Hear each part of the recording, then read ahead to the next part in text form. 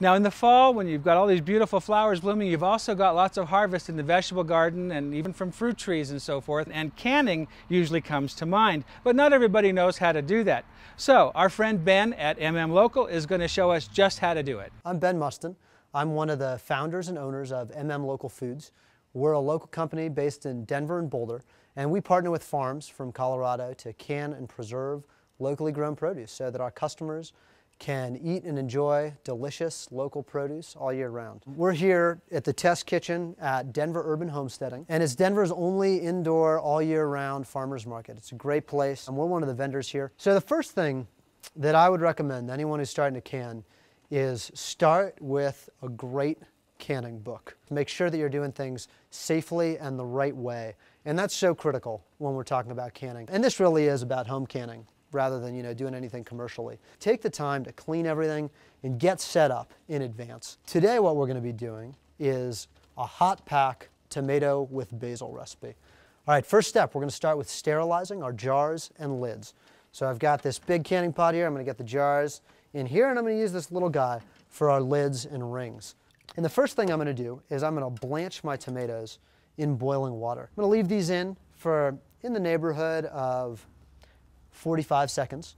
Okay, so now I've got these great tomatoes in here. You can see that they're starting to split on the skins. And so that's my first sign that these are really ready to come out. And I'm just going to do these kind of a couple small batches at a time. So at this point we've gone through and we've blanched all the tomatoes. They've been sitting in this nice cold water, which is really starting to loosen up their skins. You can see a bunch of these, the skin's really starting to just split off on its own. So the next thing I'm going to do is I'm just going to prep my tomatoes. I'm going to go through, I'm going to cut out the cores, but anything that's kind of dark or black, I'm going to cut out, make sure it doesn't get into our finished product. And once I've done that, because I blanched these tomatoes, the skins are just going to peel right off. Okay, so we're going to do a nice hot pack on our tomatoes to get this started. And the first trick for this is I'm going to crush a couple tomatoes up and give myself a little bit of a liquid base that the rest of my tomatoes are going to heat up in. Having a hot base first and then adding tomatoes in on top of that is going to prevent some of the natural separation that occurs when you start peeling and breaking up tomatoes. All right, we've got 4 hot jars, a bunch of hot tomatoes, and our trick next is going to be to get these guys into jars. So these hot tomatoes are going to come out of this jar almost like sauce when it comes down to it. The book I'm using for it tells me that for pints, which is the size I'm using here, I need to leave about ½ an inch. So it looks like this one might be a little low still. So I'm going to add a little bit more juice, and I'm just going to slide it around the outside of the jar, making sure that I get any extra air bubbles out. You know, nothing really goes with tomatoes quite like basil. And I'm going to just get them down here in our tomatoes. I'm going to take my spatula and just slide them down the side. So I'm going to add 2 things to this. The first thing I'm going to do is I'm going to add a little bit of table salt to this. This is non-iodized salt, so I'm going to put a ¼ teaspoon in each jar.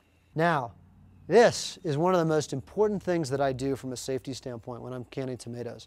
The book I'm using, which is a recipe in putting food by, has recommended that I put 1/4 teaspoon of powdered citric acid in here. So I'm just going to take a quick, careful pass over each one of these jars and make sure that I'm really thoroughly wiping down the lid. And I'm just going to take out 1 lid at a time and gently set it on top of our jars.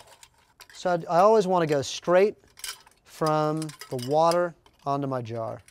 These screw tops just go right on the top.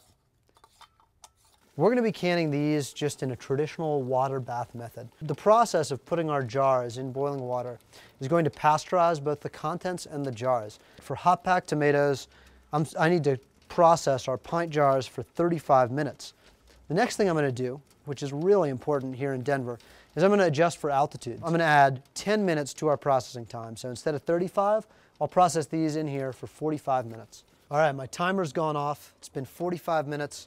These jars have been totally submerged in boiling water. I'm just going to take a quick look and check and make sure they have been. Yep, looks good. I'm just going to keep them nice and steady. I'm putting them down on this rag here. That's going to prevent the jars from feeling any kind of thermal shock from the cold granite countertop. They're going to sit here, they're going to cool, ideally for up to 24 hours. What that's going to do is it's going to allow that air in the top to cool down and compress.